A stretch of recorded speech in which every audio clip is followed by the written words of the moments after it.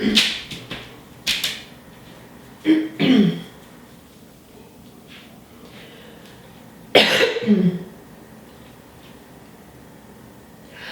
my name is Corinne Bloom, and I'm a life coach and mentor. And today I want to talk about generosity and receptivity, receiving.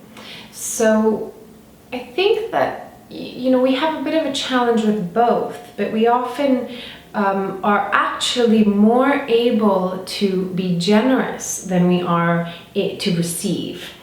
And it might seem like, oh no, actually, but I want to receive love, and I want to receive attention, and I want to receive support, and these are the things that I'm yearning for and craving in my life. But actually, when it happens, receiving can be incredibly challenging. It can be very hard. It really exposes what we're afraid of, and it exposes the perhaps even the discomfort of getting what we actually want. Because when we're generous, there's a certain sense of, for lack of a better term, there's a certain sense of control, because I'm giving to you. I'm making the conscious choice to give to you. And often we get something from it. We feel elated, or we feel happy, or we feel empathic.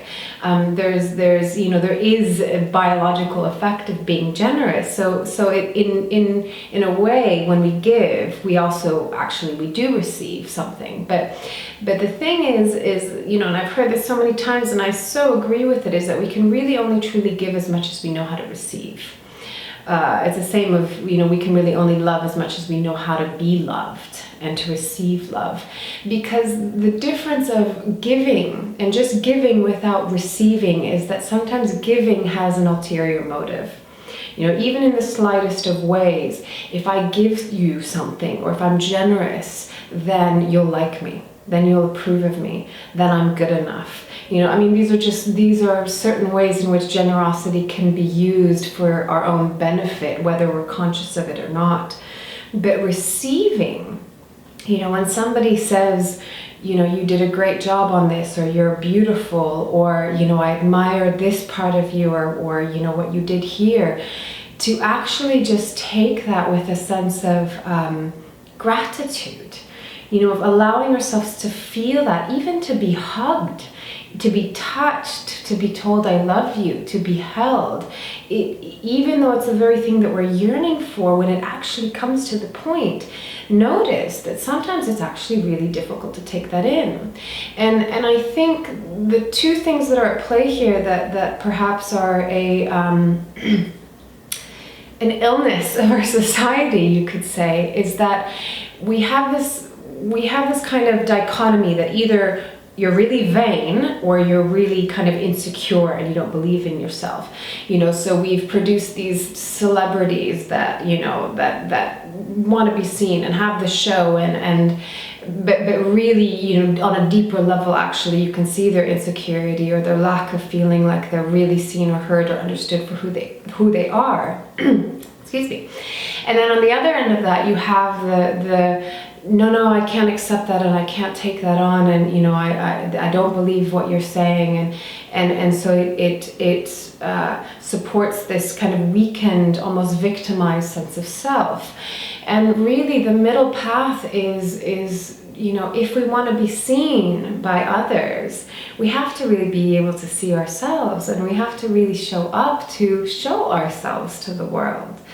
And can we graciously accept, even if it's just a thank you, if somebody offers us a compliment, if somebody says I love you, if somebody gives us a hug, can we actually really just take that in just for what it is? Because often there it can trigger but am I deserving of this? Or, if I receive this, and does that mean that I'm weak? Or, that if I get support from somebody, that it means I can't do it on my own, and I'm not as independent as I used to be.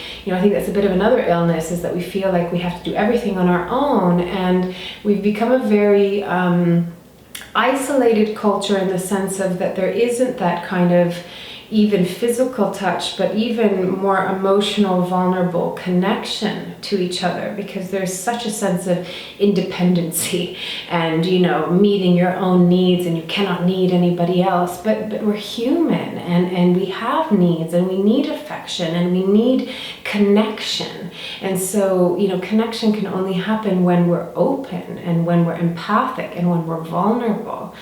And so it's a bit of a conundrum or a double-edged sword, but we have to be willing to receive the very thing that we're yearning for. And just notice in your life the things that you're really wanting, that you really desire, but actually when it comes towards you, you push it away. And normally we push it away because we're afraid. We might want affection, but we're so afraid of receiving affection because maybe in our childhood we yearned for affection from a mother or father, but we didn't get it. And so there is a safety mechanism that says, nope, I'm not gonna allow myself to receive affection because that's painful, because not getting it is so painful and it's so scary. So I'd rather live without it. But then we're depriving ourselves of the very thing that we're constantly looking for. And I see it a lot with people that are wanting to bring in a relationship, that we can only bring in a relationship as much as we are able to receive. A partnership is that reciprocation of giving and receiving. But if we cannot receive, if we cannot open ourselves up, if we cannot be vulnerable, we actually won't even be able to give, and then nobody is able to receive anything, and then it kind of fizzles out. So I guess I'm bringing this conversation up to just notice, it's wonderful if you have a lot of generosity in your life, that's great, but put yourself in the position of actually receiving.